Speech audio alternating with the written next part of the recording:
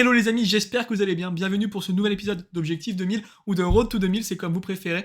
On se retrouve aujourd'hui pour parler de la Coupe Loubatière qui s'est déroulée il y a 2 jours au moment où je tourne cette vidéo, c'était le dimanche 29 octobre. Alors vous en souvenez peut-être, initialement je devais jouer l'Open de Caen, mais honnêtement pour des raisons financières, j'ai préféré participer à la Coupe Loubatière. La Coupe Loubatière, qu'est-ce que c'est? C'est une coupe par équipe, il y a plusieurs phases. D'abord la phase départementale à laquelle j'ai participé, puis si on se qualifie, on a accès à la phase régionale, et puis enfin la phase finale nationale pour essayer d'affronter toujours de plus belles équipes. Cette coupe est limitée aux joueurs à moins de 1700 Elo, donc à mon avis elle doit parler à bon nombre d'entre vous parce que je pense que vous êtes nombreux à avoir participé à celle-ci. De mon côté c'était la première fois, et pour cette coupe il y a une cadence un peu étonnante que je ne connaissais pas.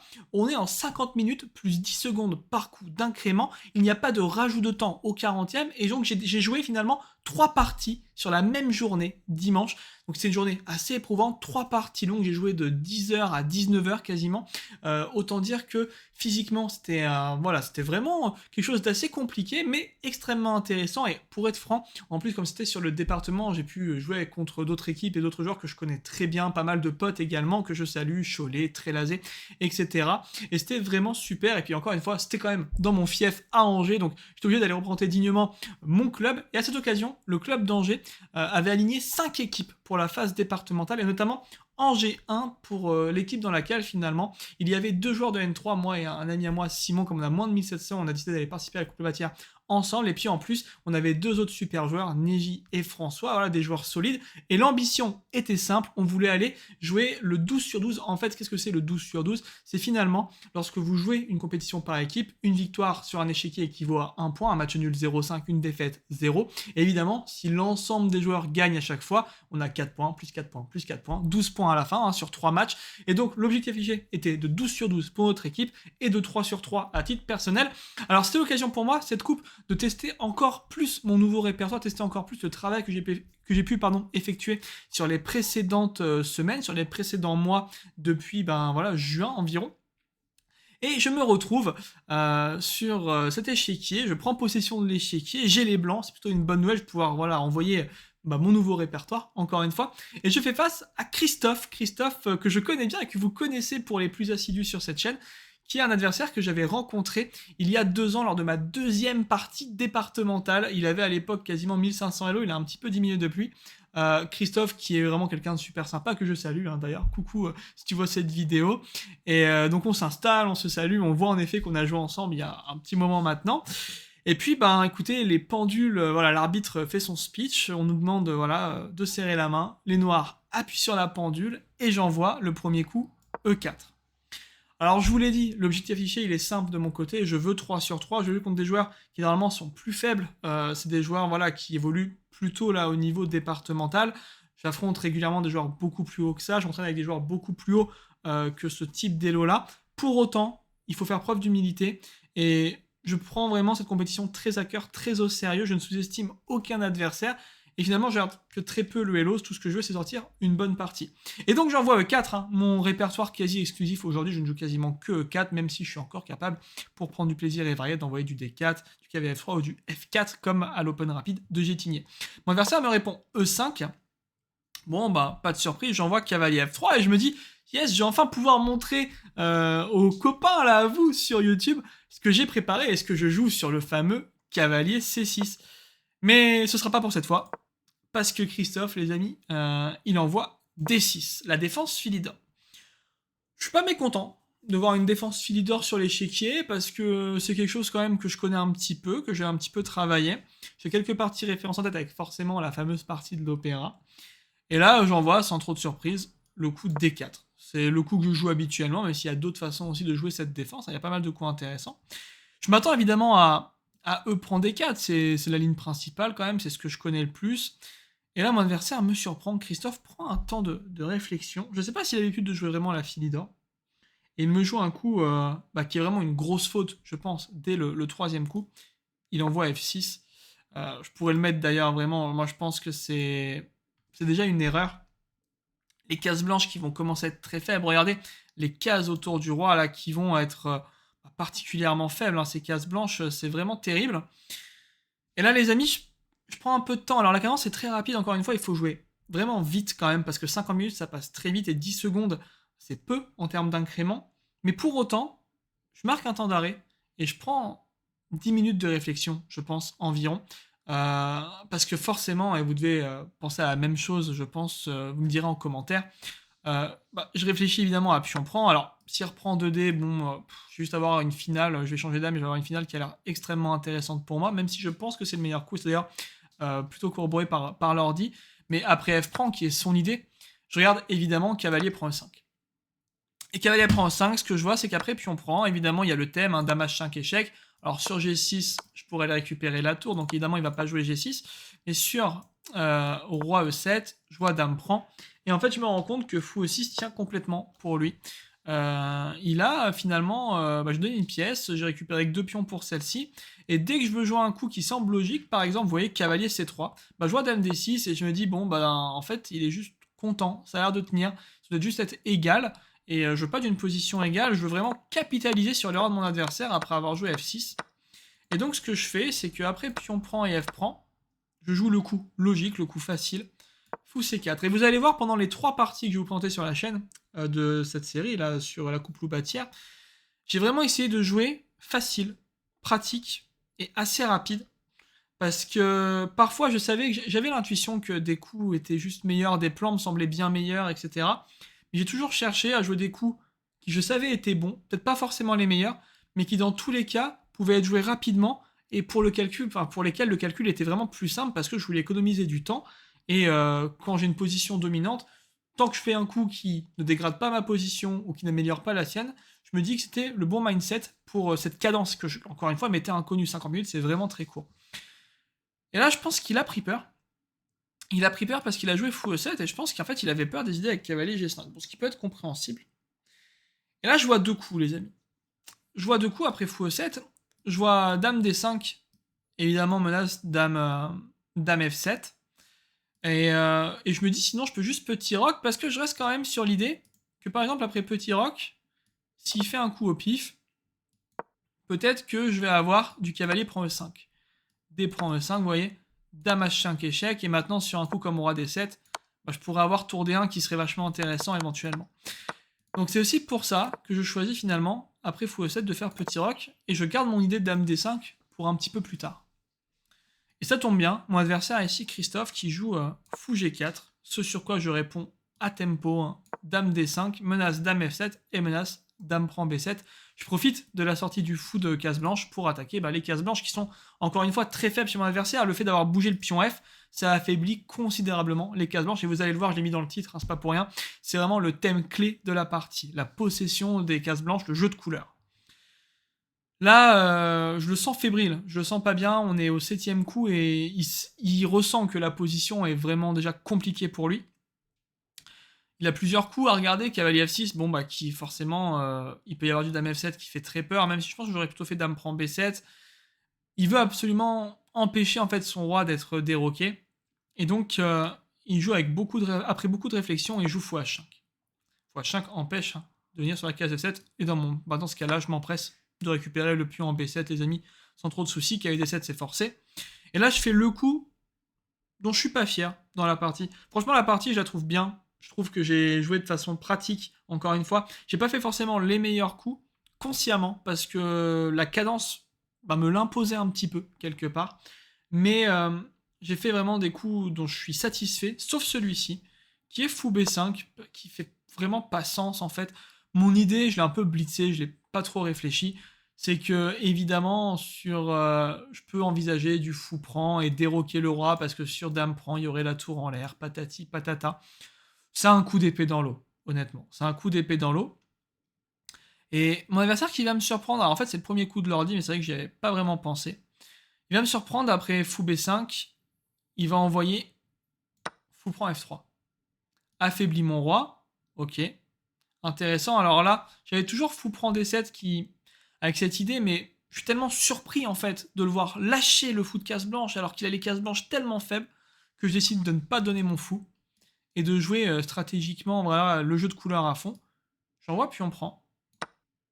Puis mon adversaire m'envoie cavalier F6, ce sur quoi finalement, vous voyez, je suis conscient que le fou en B5 c'est pas dingo, et je décide de rejouer le fou en C4, ce sur quoi il fallait calculer absolument D5, qui semble ok, mais je me disais qu'après pion prend, il y a fou D6 quand même, mais C'était pas clair, mais j'avais quand même, mine de rien, le pion de plus, même 2 pions de plus à l'instant T. Après, il a peut-être un petit peu de jeu sur mon roi quand même qui compense ce don de pion. Mais sur fou C4, Christophe ne va pas choisir de jouer D5, qui était un peu le coup que j'envisageais le plus. Il va jouer cavalier H5 que je comprends pas trop. Cavalier H5 que j'ai du mal à cerner, que j'ai du mal à comprendre. Parce que bon, ok, qu'est-ce qu'il vient faire là le cavalier quoi? En F4, il est pas le bienvenu. Il peut pas avoir vraiment de rebond. Il est loin d'attaquer avec son fou et sa dame. La dame est un peu empêtrée là derrière tout ça. Et je décide de juste le fixer, de jouer simple. Plusieurs coups me viennent en tête. Évidemment, cavalier C3, c'est un coup. Évidemment, dame C6, c'est un coup. Et je décide de juste refaire dame D5, menace dame F7 et force en fait tour F8, à peu de choses près. Et là-dessus, les amis, j'ai vu quelque chose d'assez intéressant. Je revois cavalier C3.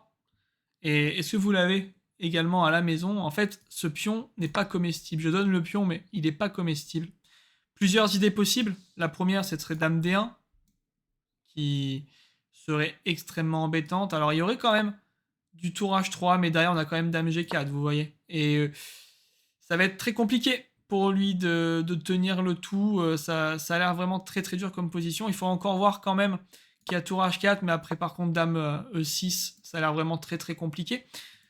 Donc, je vois que le pion n'est pas comestible à cause de cette idée-là. Et puis, une autre idée, un peu rigolote quand même, que je voulais vous montrer, c'est dame G8 échec, qui semble très logique. On va juste pouvoir au pire se venger sur ce pion-là. Et attention, j'espère que vous l'avez à la maison. S'il y a tour F8, pardon, il y a le très esthétique fou F7, échec et mat que j'avais également.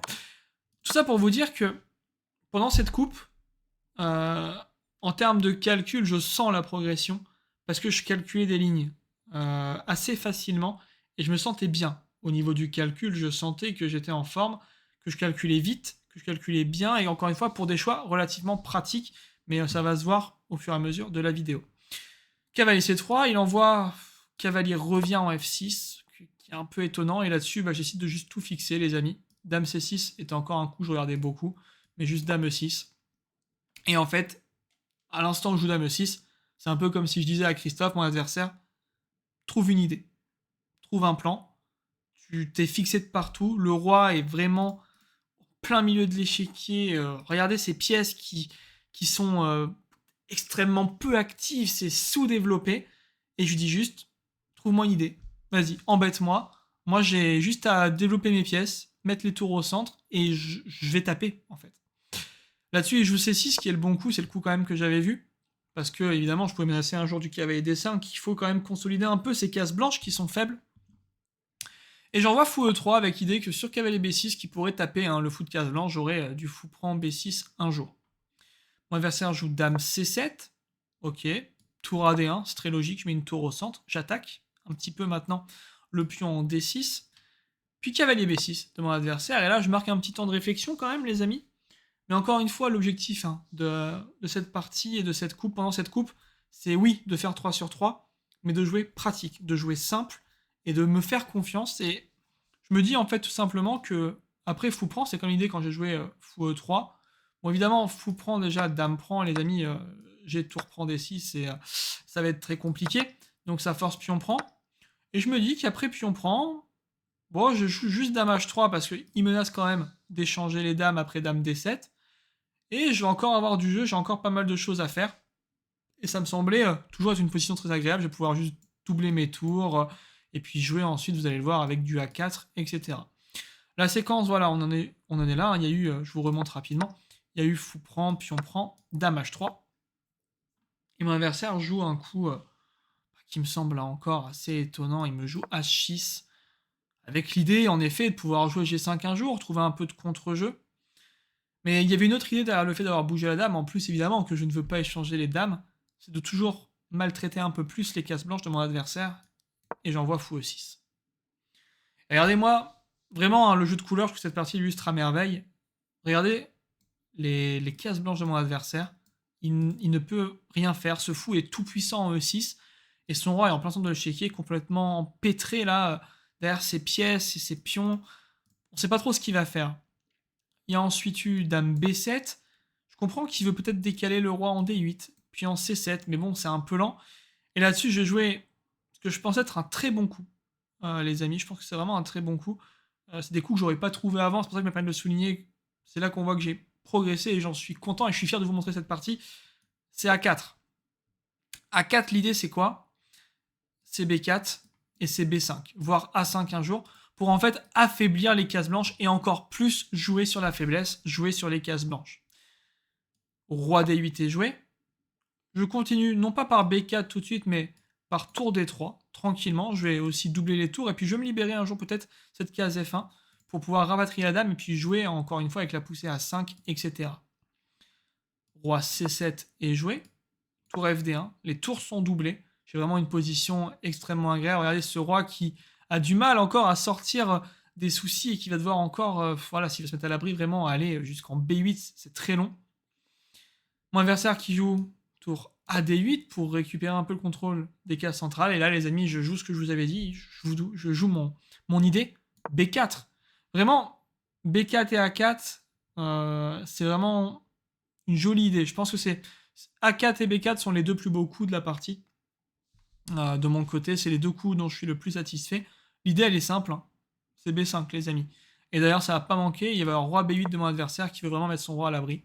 Et B5 qui est joué instantanément à tempo. Là-dessus, bon, c'est prend, comment dire les amis, après apprend, ça a l'air monstrueux, il y a les tours qui débarquent, je vais pouvoir jouer avec le fou un jour en D5 et je vais juste le mater. Donc il peut pas vraiment en prendre et il décide de pousser, il joue C5, qui selon leur 10 est probablement le meilleur coup, mais c'est tellement dur. Et c'est là que je vous le disais, que je vais jouer un peu plus simple. Le temps passe dans cette partie et je commence à voilà, quand même avoir les minutes qui s'estompent. J'ai joué vite, mais je prends quand même des moments de réflexion importants à certains endroits de la partie. Et je sais, en fait, je le sais. Honnêtement, je le dis pas pour me faire mousser ou quoi. De toute façon, je vous montre tout sur cette chaîne, les défaites comme les victoires. Ici, je sais que A5, avec les idées de tour A1 et tout, ça a l'air juste super fort. Genre tour A1, A5, ça a l'air juste monstrueux, même A5 tout de suite, d'ailleurs. Mais en fait, je décide de jouer simple, de jouer plus facile parce que j'ai pas beaucoup de temps. J'ai pas envie de trop calculer non plus. Et j'envoie juste cavalier D5 qui va être un très bon coup aussi. Hein, je pense que c'est un excellent coup. Je prends possession de l'avant-poste et je viens m'installer sur case blanche. Là-dessus, mon adversaire joue cavalier H7 avec l'idée pourquoi pas de rebondir en G5. Ce sur quoi je joue un coup qui est pas dingo. Peut-être le deuxième coup dont je suis pas très fier dans la partie. Je vois qu'il peut peut-être trouver du jeu un jour sur ce pion en F3 pardon, avec cavalier G5 et puis la tour qui tape. Et je décide de jouer fou F5. Ce sur quoi je m'étais dit qu'après G6, je pouvais juste prendre et que ça avait l'air d'aller. Mais c'est peut-être pas si simple que ça. Donc je pense que fou F5, bon, il y avait vraiment mieux à faire. Je sais pas trop, mais encore une fois, j'avais ces idées, hein, pourquoi pas de tour 1 un jour qui vraiment me semblait extrêmement forte. Mais bon, je choisis fou F5, cavalier G5, et là-dessus j'envoie dame F1. Avec encore une fois l'idée d'aller par là-bas et donc de jouer, de me garder la place pour jouer un jour, pourquoi pas, A5. Mon adversaire joue tour G8. J'entendais ce qu'il joue G6 tout de suite, mais il a préféré tour G8 pour appuyer la poussée. Ce sur quoi j'ai voulu tester. J'ai commencé par bloquer un peu le tout, mais on sent que mon fou perd un peu d'activité vers son roi. Cette séquence, je suis pas certain, même si je garde un bel avantage, hein, je suis encore à plus de 20 selon l'ordi et j'étais à plus de 40, donc ça reste des coups qui sont ok. La position est tellement dure que ça reste agréable, mais quand même, c'est pas dingue. Mon adversaire qui tente de répéter, tour GF8, fou F5, il revient en G8. Évidemment, je vais pas répéter, les amis. Et là-dessus, je m'étais dit que pour chasser toutes les idées, pour pas avoir à réfléchir en fait, avec ces idées de cavalier G5 qui pourrait bondir, j'allais lui forcer un peu la main et j'ai joué H4. H4 qui me semblait assez pratique, alors je m'attendais à G6 vraiment sur H4, ce sur quoi j'aurais sûrement joué simplement... Je sais plus ce que j'avais vu sur G6. Je crois que sur G6, je m'étais dit peut-être fou H3 avec cavalier prend, dame prend, et j'ai encore vraiment les cases blanches, mon cavalier qui est tout puissant et la position est vraiment très agréable. Mais c'est pas ce qu'il a choisi sur H4, il a pas tenté ça. Il a joué cavalier F7. Et là-dessus, vraiment, à ce moment, les amis, j'hésite entre deux coups. Tour A1 pour A5, qui me semble être incroyable, et l'ordi corrobore, c'est plus 6 tour A1. Ou alors le coup un peu facile, fou E6, parce que j'avais une petite idée que je vais vous montrer. J'ai joué fou aussi dans la partie, mais encore une fois, c'est dommage de passer quand même à côté de ça, mais la cadence me l'a pas imposé parce que j'aurais pu le jouer, mais m'a incité à jouer un peu plus simple. Et après, peut-être que c'est aussi pas plus mal, ça me donne quelques leçons pour la suite. Il y a eu tour DF8, j'ai joué Dame H3, revient et vient appuyer aussi le fou, et puis prend possession peu à peu des cases, parce que vous allez voir, il y a une très jolie séquence qui arrive, il y a eu G5 de la part de mon adversaire, H5, tour G7, et là les amis je calcule, alors je me dis que fou G4 j'ai aucun problème et que tout va bien dans la pause, Dame G4 aussi, mais juste vraiment fou G4 ça a l'air très fort, et après je peux jouer avec ce plan avec A5, mais j'avais vu une jolie idée qui va avoir lieu pendant la partie, et je vais vous montrer ça. Dans cette position, j'ai envoyé cavalier prend E7. Alors ça réduit mon avantage, hein. Je passe de plus 4 à plus 2 seulement. Et je m'étais dit après dame prend E7. J'envoie maintenant fou prend F7. Mon idée c'est qu'en fait je vais pouvoir récupérer D6. Donc il envoie... Il y avait G4 intermédiaire qui devait vraiment se regarder de son côté. Il ne l'a pas joué. Heureusement pour moi, même si après dame G3 ça avait vraiment l'air d'aller. Il envoie dame prend. Et cette variante, après cavalier prend E7, dame prend E7, fou prend F7, dame prend F7, j'avais tout vu les amis, honnêtement. Et j'envoie à tempo, tour prend D6. Il répond non pas à G4 qui était le truc à mon avis le plus critique, mais il envoie dame prend F3. Et là-dessus, j'espère que vous l'avez dans les commentaires, vous me direz. J'avais trouvé une jolie séquence. Alors, je m'étais dit, tour prend B6. Alors apparemment, tour D8 mat en 7, mais j'avais vu un autre mat et sinon une façon de gagner la dame. J'avais vu tour B6, échec. Alors sur tour B7, c'est assez joli. Il y a tour D8 échec, tour prend B7, roi prend B7 et dame prend F3 que j'avais dans la partie. Et sur un autre coup, celui qui l'a joué, et ça j'avais vu, sur par exemple roi A7, c'est la partie, j'avais vu tour A6, et là je m'étais dit qu'il y avait des maths vraiment qui arrivaient, et je vous montrais celui qui a eu lieu, parce que oui, j'ai maté mon adversaire. Après roi B7, j'avais la suite évidemment, tour D7 échec. Alors les façons de tenir le plus longtemps c'était plutôt avec roi B8, mais là-dessus il a joué le truc facile, et ça, il en a payé le prix fort. Tour prend D7, dame prend D7, il y a eu roi B8, tour B6 échec, roi A8, abandon mon adversaire parce que dame B7 mat est imparable. Donc une sacrée séquence de calcul, je vous la remonte parce que ça montre voilà, que j'ai progressé. On est quand même sur... Il y a cavalier prend E7 au 34e et le mat intervient au 42e. La séquence aussi avec le gain de la dame intervenait au 40e. Donc solide en calcul, ça fait plaisir. Une partie voilà, assez limpide où on a bien joué sur case blanche, on a dominé quand même l'adversaire. Je pense que j'ai pas été le plus précis, mais voilà pour cette première partie de la Coupe Platia. Je suis donc à 1 sur 1. Est-ce que je vais réussir à aller chercher le 3 sur 3 ? Vous verrez ça d'ici demain ou après-demain avec la deuxième vidéo, la ronde 2. Dans tous les cas, c'est de bon augure. J'ai beaucoup de matchs qui m'attendent en novembre. J'ai encore une dizaine ou douzaine de parties en novembre. C'est vous dire, je dois avoir 3 matchs de N3, j'ai un tournoi, etc. Donc ça fait plaisir. Je prends de l'expérience, j'envoie des coups et je sens que le travail commence à payer, les amis.